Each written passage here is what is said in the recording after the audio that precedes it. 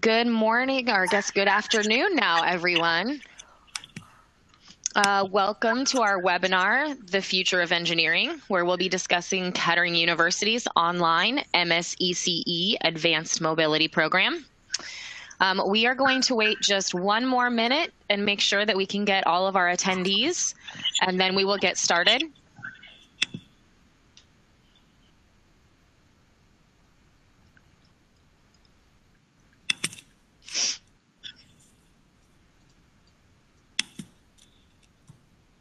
Hopefully everyone is staying warm no matter where you're at, because it's quite cold here in the Flint area.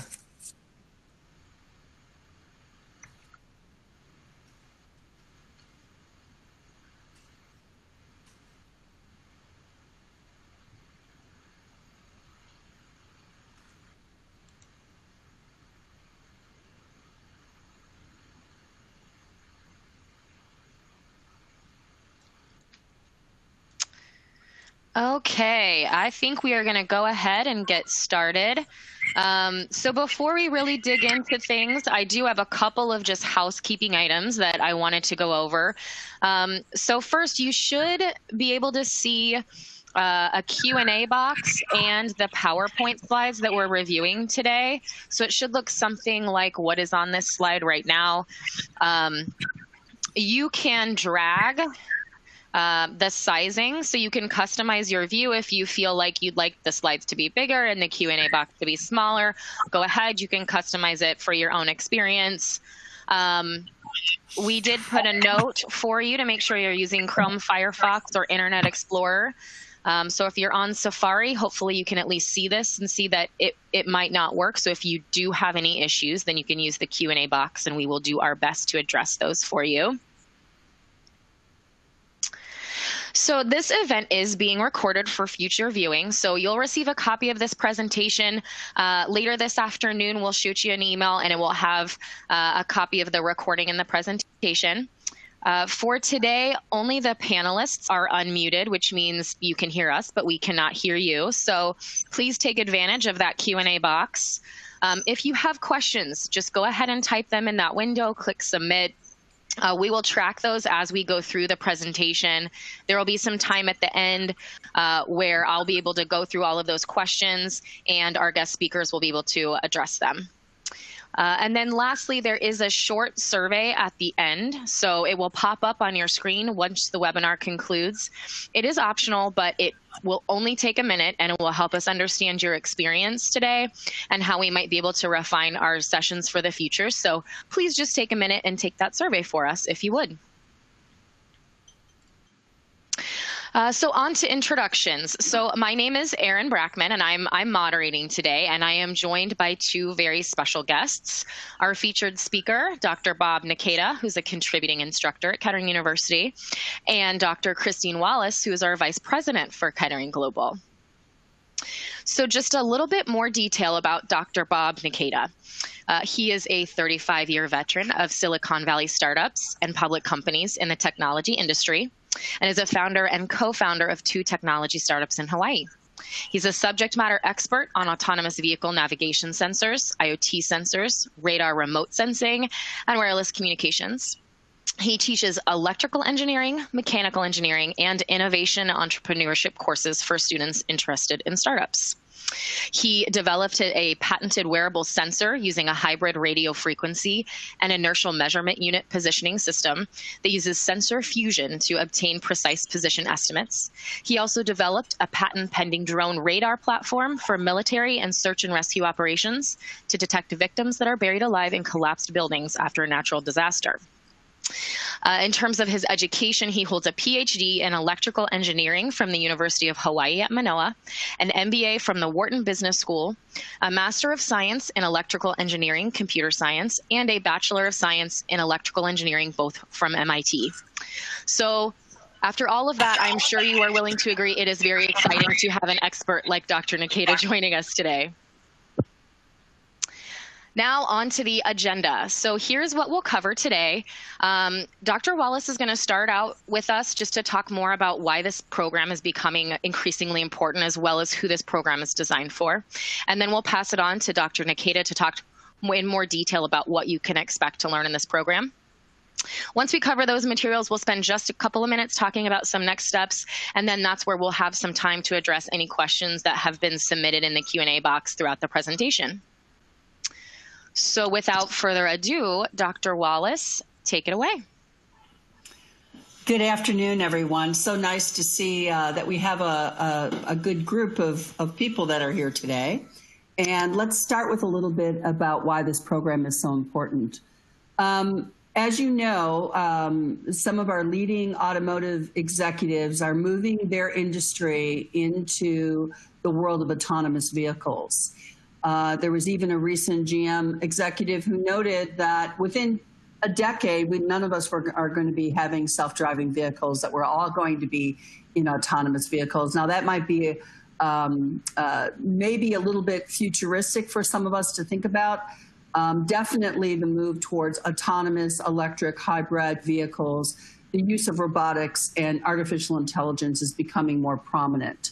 This is the first program of its kind. One of the things that Kettering works really hard to do is to be a leader in STEM education, especially as it relates to things like automation and the future of our vehicles, robotics and AI.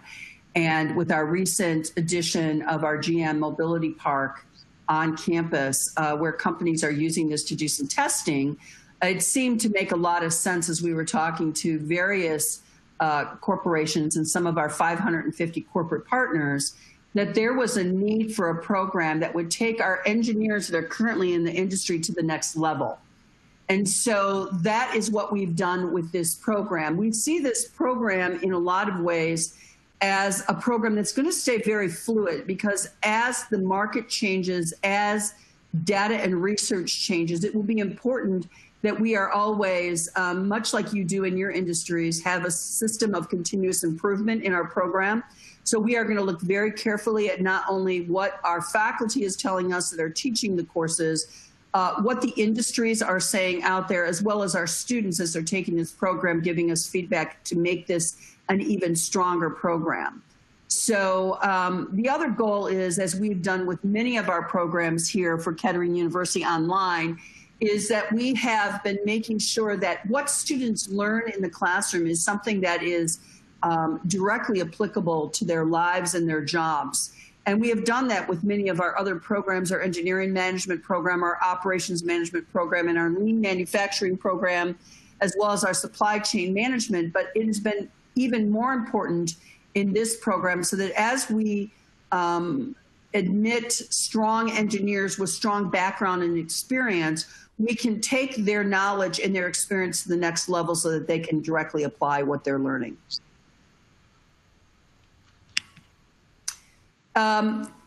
It is a program that is really planned for working professionals. We understand that you are very busy and that you have busy lives. So it's 100% online. And while there are some due dates for things, the moment you enter into the classroom, you are able to see exactly what's due and when it's due and what the details of everything that you have due during the time of the course period is all laid out for you. That's so that you can kind of work that around your schedule and your life. And so you can work ahead, you can submit assignments early. It gives you all those opportunities, as well as an opportunity to have live office hours with your professor who can share his screen, you can share your screen, you can work from a whiteboard. It gives you those opportunities. So it is very much gives you as much as we can possibly get close to a live classroom experience. It's really best suited for engineers and managers working in the automotive industry who need to understand how this technology shift towards advanced mobility is going to work and how it's going to affect their jobs, their careers, and their organizations. Dr. Nikita? Yes. Okay. Good morning, everyone, or good afternoon, depending on where you are.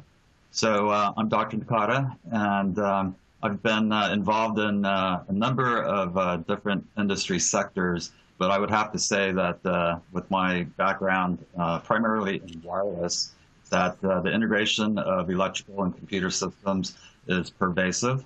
and there's really no boundary between the two. And I would even go further to say that even mechanical engineering becomes very important in this. And so it's great that you're showing interest in this program, because I think we're going to see a lot happening in this sector. So specifically for this program, we're talking about advanced mobility, which includes things like electric vehicles, EVs. We're all familiar with GM, Tesla, Google, Uber, and others experimenting with not only EV platforms, but the whole autonomous vehicle, AV navigation. That's been a challenge, but I can see that there's been a lot of progress made along those lines. We're seeing level 3, level 4 autonomous vehicles being introduced. And so these transportation systems become more and more complex as we go forward.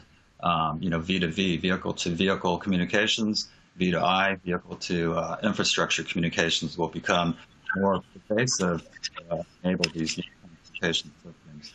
And of course, what drives a lot of this is AI, artificial intelligence systems with deep learning capabilities. And given the nature of robotics being electromechanical, the technology that we'll discuss in these courses will, of course, be relevant for robotic type applications as well.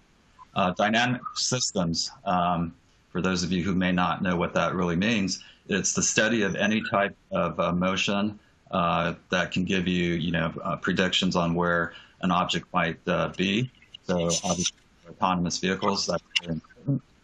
And as I mentioned, robotics with AI will be seen not only in this industry, but I think we're already starting to see the early stage introduction of AI-enhanced robotics. I recently saw a program where they profiled a restaurant where their kitchen was actually being converted to robotic chefs. So, it's starting to happen. So technology is definitely marching forward.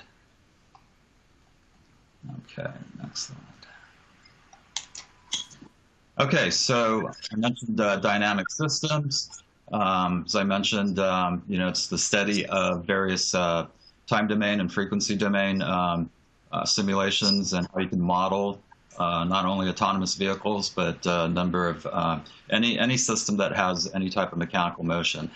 This particular course focuses on the electronics behind the transient and steady state behavior of the power electronics that drive the vehicles. So this whole paradigm is definitely shifting from traditional internal combustion engines to not just EV power, but also your drivetrain is now induction motors. So there's definitely a lot to learn here if you're not familiar with this particular technology. So this semester, I'm actually teaching ECE 630, DSP for automotive engineering. Having a great time teaching that class, and my students are very engaged. So every week they turn in a MATLAB assignment, and they get to evaluate things ranging from the basics of discrete Fourier transforms, fast Fourier transforms, and even doing NVH, noise, vibration, and harshness analyses using an Arduino accelerometer combination, which allows them to then characterize the vibration environment in a vehicle. And so going further, we'll talk about common filters, how to predict where your vehicle is going to be ending up based on the inputs and sensor inputs and the response of the vehicle. So there's definitely a lot of topics to be covered, and these are just two of the courses. If you look at the next course, you can see that we continue to talk about automotive control systems, because these are autonomous systems, which obviously require control systems, feedback loops, that allows the vehicle to respond to what the sensor sees. And machine drives for EVs, obviously you've got to have all of the circuitry in place to be able to drive the electric transmission system. Similarly, for this course, Advanced Power Electronics, EE 626, a deep dive into DC to DC converter topologies. And as you may know, battery-powered systems definitely do require a lot of power management so that you're not damaging the battery with excessively deep depths of discharge, as they call it. And so this course examines the various DC to DC power topologies. Mobile robotics. This is an area that's near and dear to me since I did a PhD dissertation on a robotic drone that could sense buried victims in a collapse structure, for example, using radar sensors. So a key area that's starting to be investigated in this respect would be swarming behavior of robots, or even vehicle behavior, right, where you can just do simultaneous localization and mapping so that you know where the adjacent vehicles are as you're zooming down the freeway with no steering wheel and no gas pedal or brake pedal. So definitely the study of mobile robotics goes into the techniques and theory behind making that happen. And of course, the brains behind all of this is AI. So deep learning techniques, machine learning techniques, all of those areas have to be understood in order to develop intelligent algorithms. So just because you have a platform that's using image sensors, ultrasonic sensors, radar sensors, LiDAR sensors, that's just the front end, right? Those are your eyes and ears, basically, and you now need to make intelligent decisions based on the surrounding environment and how adjacent vehicles might be behaving in close proximity to where you are. Okay, so that was the technical side of things, and I'll turn it back to Dr. Wallace to talk about these other electives. Yeah, and it says SPIC 2, but we've actually worked it out so you actually have an opportunity to pick 3, because there's 7 core engineering courses, and then there'll be 3 courses that you're actually going to be able to pick, and it can be any of our KUO courses that we currently have. Having read many applications for the admissions committee, and the admissions committee for this program meets every single week, so we review applications every week. One of the things that we've found is that a lot of times supervisors are saying that they would like some of their engineers to have some of the, what I would call softer skills, and a little work on the softer skills.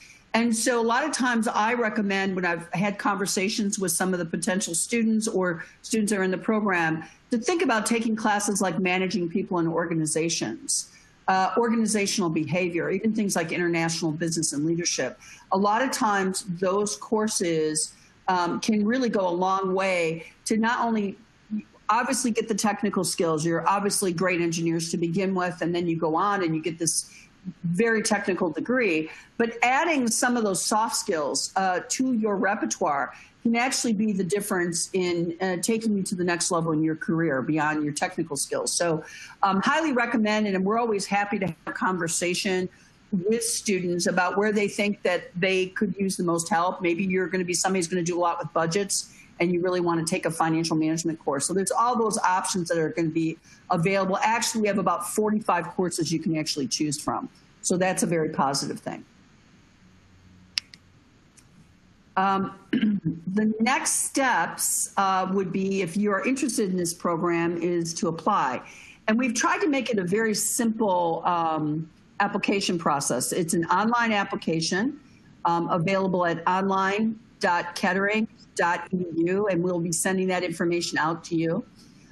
You can go ahead and apply as late as March 28th. And the reason we do that is I want to make sure, a lot of times it takes you a little bit of time to get the materials that you need. You have to write a statement of purpose. In other words, why is this program important to you, and what will it do for your career? We ask for 2 letters of recommendation, one from a supervisor. Those are all submitted electronically, and of course your transcripts from your last academic institutions. And it's pretty simple, as long as also filling out the application. You then get a phone call or an email or a text, depending what you prefer, from an advisor. And if you go on the website, you will have occasionally the chat box will come up and you can directly chat with someone. But you'll have an advisor, they will help you. You also have to submit your resume. My apologies, forgot that piece. But if you have an undergraduate degree from an ABET institution, we have a waived GRE. And you can very quickly get your application. I've seen students get their applications who are very motivated in less than a week. And we've been able to take their application forward. The committee meets every week.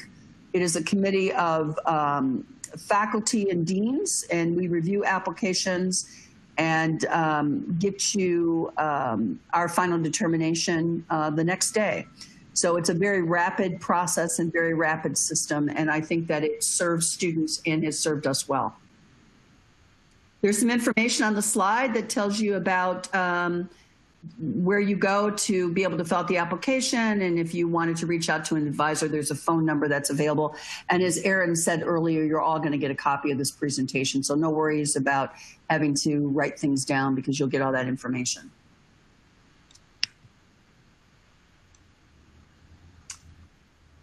There's some common questions that people ask about programs and even programs that are online. One of the things that somebody might ask is, how much is the application fee? We don't have an application fee for this program. I've always thought application fees were not necessary, that high quality programs get high quality students, and we don't need an application fee to process your admission, so we don't charge one. Another is that I've had students ask me, I have a mechanical engineering undergraduate degree, can I apply for this program? I would say yes. What we find is that, and Dr. Nikita may want to say something about this, we have a number of mechanical engineers, people with mechanical engineering undergraduate degrees that are currently in the program. And Dr. Nikita, you were saying that you were quite pleased with the level and the quality of the students you've seen so far? Yes, they're doing great. And, you know, I've even taught other classes where mechanical engineers, you know, were taking courses that were also electrical engineering intensive. So I would agree that mechanical engineers would certainly be well suited to pursue this program as well. Yeah, the one thing that I have found about engineers in general is that if they don't know, they tend to know what to do to figure it out. And that's the way that you've been trained. As an undergrad, you're very good at being able to solve the problems and figure out what you need to do to fill in any gaps that you might have. And I think the other piece is that we have excellent instructors who are working in this program. And so they're also there for answering questions and maybe pointing you in the right direction to get the things that you need in order to be able to be successful in the program. And that is our goal, is to help to make sure that you're successful. One of the other questions that sometimes comes up is this a high quality program online? I would tell you, I've been working in online education for almost 17 years, and I am quite impressed with the quality of this program. And I'm not just saying that from my own perspective. I'm saying that from the constant feedback that I get from faculty that are teaching for us and from students that go through our programs, are constantly telling me how these programs that we're running them through were challenging, and yet at the same time have propelled not only their careers, but have changed things in their lives. People in our lean manufacturing program tell me about how they, 5S their garage and how they're able now to find all their tools. Or how they even used it to find a way to get their kids to bed sooner and give themselves 15 extra minutes in the morning because they've reorganized the way that they do things. So I do think that these programs not only can aid your career and where your trajectory is and where the future of automotive is going, but I also think that they can have an impact on your life as well. Are there other questions? I'm looking at the Q&A panel. I noticed there's a couple of questions. First question is experience in MATLAB necessary? And my answer is not absolutely necessary. In other words, if you've never used it or used it just for simple analysis, then you can definitely learn as you go, as some of my current students are. So MATLAB is a very useful tool that not only is used in academia, but also in industry. So if you do learn it in this class or this program, you'll definitely be able to apply it in your work as well. So I would not. I'm sorry, Bob. There are some tutorials that are available on MATLAB that we've embedded into the course. But if you feel like you have some weaknesses there, you are going to be able to go in and you should be able to go online and be able to run through some of those tutorials, which should help. Right, absolutely. So, whenever I have a question or issue with a MATLAB command, I just go online and Google it, and there's just a ton of resources available online to help you come up to speed. And I just noticed there's a related question that just popped in. Is there coding involved in this program? So in MATLAB, it uses its own coding script, as they call it.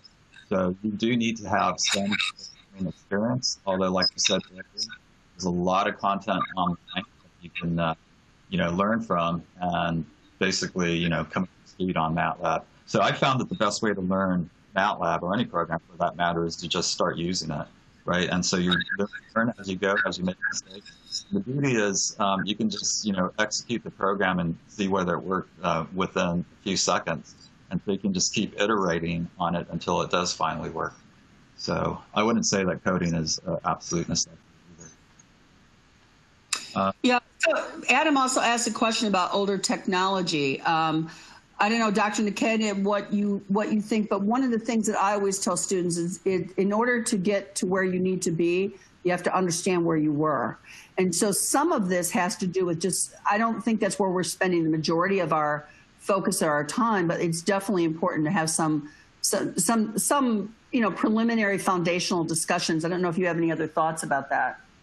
Yeah, in fact, I'm looking at ECE 632 on one of the slides, the class description, and I'm assuming that's where the question came from, because it does say that there will be some discussion for air-fuel ratio, spark timing, idle speed, et cetera, in the control context. So yeah, I wouldn't necessarily be focusing on those specific areas, but it's like Dr. Wallace just said, it's good to know what the traditional systems are used.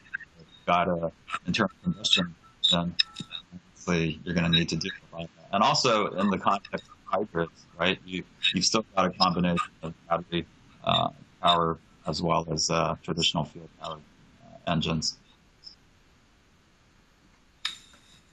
Are there questions? So, Dr. Wallace, you talked a little bit about, who this program is designed for, and the fact that it is 100% online. But obviously, when you're a working engineer, it can be hard to balance things. Can you talk a little bit more about, how Kettering does set people up for success, or maybe how many classes you would take, those types of things? Yeah, one of the things that we recommend for this program is that these 11-week courses, and the core engineering courses are 11 weeks online, that you look at actually taking one of those at a time. When it comes time to take some of the additional courses, it's possible to take one of those. Those are usually there's 6 and 8 week courses. So you can actually take one of those every 6 weeks. So it's why you're able to sort of get through the program in a relatively short period of time. So I think it's one of the things that we do is we look at, if you're a full-time working engineer, taking one of these classes at a time is what we would expect for somebody, what we think is reasonable for you. Now, is it possible that you're in another kind of situation where maybe you're not working right now, or maybe you've got a situation where you're doing consulting or something where you feel like you have more time? Is it possible to take more than one course at a time? Absolutely. But we work very carefully with advisors to make sure we understand what's going on with your life. This is very much customized in that way. We want to make sure that we're not putting you in a situation of being overwhelmed at any point in the program. So it'll be very important that we have those conversations. I do think the whole use of universal navigation, and those of you that are familiar with design and automotive understand that concept very well. It's very difficult when you go into a car and suddenly when you go to turn on the lights, they're in a completely different spot in the car. Imagine if to turn on the headlights for your car were way over on the passenger side, right? So we use universal navigation in our courses because what we have found and what the research has shown is that over time, if you know the way the course runs and you understand the way that things are laid out, you're spending your focus of your time on learning the material and not figuring out where is something in the course and how do I do it. We run it in very much the same way every course. And so it makes your life a lot easier as a student. Once you understand the system and you go through the orientation, and we've added a special orientation for our engineering students, I think that what you find is that it makes it's one of the things that students do note that they appreciate. The other thing is the fact that we treat you like adult students. In other words, we expect that you have a certain amount of knowledge coming into the program, and that you need to be able to see everything that's going to be required of you from day one. And actually, you get a week ahead of the course to be able to go into the course ahead of time and begin to do some reading and think about projects and can begin working on those. So those are some of the ways that we try to make sure that we're being supportive of the adult student. The other thing I would tell you is that we have advisors that are available to you, that if you have some situation that comes up, or you want to talk to somebody about something that's going on, you have advisors that are there to support you throughout the program. So I think all those things work together to try to make this as easy as possible for the busy adult to be able to be successful in the program. So Dr. Wallace, let's say I'm taking the 11-week course. You're going to be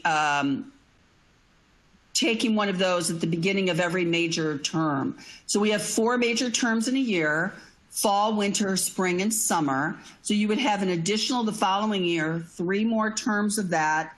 And then depending on how you worked in the 3 6-week courses, some people may be able to overlap with a 6-week course for part of the 11-week course, or they could actually finish up in the next term. So it's possible to finish this program, depending on how motivated and how much time you have, in as little as 8 terms, but you could stretch it out over time too. So if that's being too intensive with your work, it's possible that you could stretch that out a little bit longer, although I would recommend that you not stretch this program out more than 18 to 24 months. So it would be very possible to do that. So could you finish this program in 9 terms? Absolutely, you could. Could you stretch it out so that you could finish it in 18 to 24? You could do that too.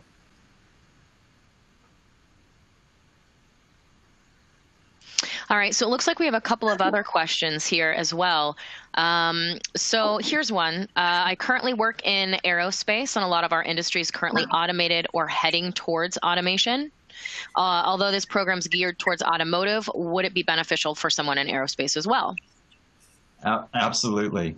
So just taking the ECE 630 class as an example. So what I cover in that class is the fundamentals of spectral analysis. So how do you convert a time domain signal to its frequency spectrum? And so that would be applicable regardless of whether you're talking about a car or an aircraft or even a satellite, because all of those systems are obviously not only automated, but they also have vibration environments that they have to deal with. And so I would say that the material that you learn in this program would definitely be applicable to the aerospace industry as well. As somebody's asking about the kind of hardware that's necessary for the program, a basic standard laptop will work. That one that has a camera, an internal camera, and an internal microphone. I think those are important. It's also important that you're probably not using a work computer that has a firewall that you're trying to do things at work. We have found problems occasionally on being able to get some things to work because of General Motors is a perfect example. So you can't access everything. Sometimes there's some problems with their firewalls. You can understand why. So we recommend that you're doing your coursework from your own computer, from a home computer, and that you have high-speed internet that's available. So that's probably the basic. Unless Dr. Nakata, do you have anything else that you can think of? Yes. So because I really value hands-on experience when I'm taking a course, I always thought that you should definitely be doing something to not only go over the theory, but to actually build and test something. So in the ECE 630 course, the students are actually going to buy an Arduino microcontroller and connect a accelerometer to it and analyze what the vibration spectrum is. So Arduinos are quite popular experimental platform that's very, very popular. In fact, if you go online, you can 9 times out of 10 find the code to do what you want it to do without having to write a lot of extra code. So Arduino with the ultrasonic sensor or with a IMU, which has a built-in accelerometer, would be the additional hardware for that particular class. And some of that is available through our electronic bookstore. So we have made some of these things available, not that you have to buy them through the bookstore, but we've made some of them available that way. But you can also just go online and buy them any number of places. So someone is asking a question, do we provide a MATLAB? We provide the software for MATLAB, okay? So that is part of what we call the KU Cloud. And we have a variety of different software that's available to you as a student. And so, yes, you can just download MATLAB from the KU Cloud and you can use it from there. So you do not have to go out and buy MATLAB. So that's, again, another way that we try to do what we can to save you dollars. Another way that we do that is we have electronic textbooks. You can buy a hard copy textbook if that's what you prefer, but in order to save on cost, we've tried to make sure that there is always an electronic version of any textbook that you're going to need. I see that Stephen had a question. Can you speak more about the format of an online class? Stephen, I'd be happy to talk to you about that a little bit more, maybe if you'd like to, or I'd be happy to even show you an example if you wanted to schedule a time or make an appointment. But I can tell you that the classes are all templated, which means that every class will look the same when you come in. They always open to your announcements, and we do that so that you read the announcements. We also have short, focused, what we call learning modules. We don't think of them as lectures because lectures tend to be things that would go, I don't know if from your undergraduate years, but would be very long and hour after hour. We don't do that. We do short, focused pieces of learning. There are some assignments that are submitted that you can think of like a test. You have some problems and things that are submitted. And I did forget one other piece of hardware. You do need an electronic pad with an electronic pen that you can write on in order to be able to do some of the mathematical calculations. So you'll have to have like an iPad or some sort of pad with a pen that you can actually write out the problems. And we've actually figured out with a software program a way for you to be able to open that within Blackboard, be able to work out the problem on your pad and be able to submit it directly from your iPad. So that's another way that we've tried to make this a simpler way of you being able to get your assignments in. And there are assignment boxes, discussion boards and assignment boxes in all your classes, and they run much the same way. Hopefully that answers your question.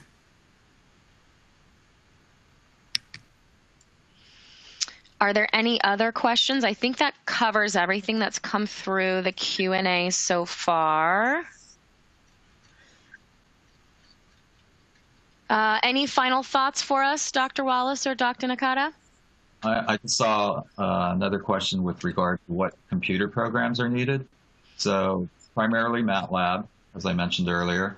If you're going to be taking my ECE 630 class, you'll need to get the Arduino microcontroller, which has a free open source software that runs it. So that's pretty much it for that class.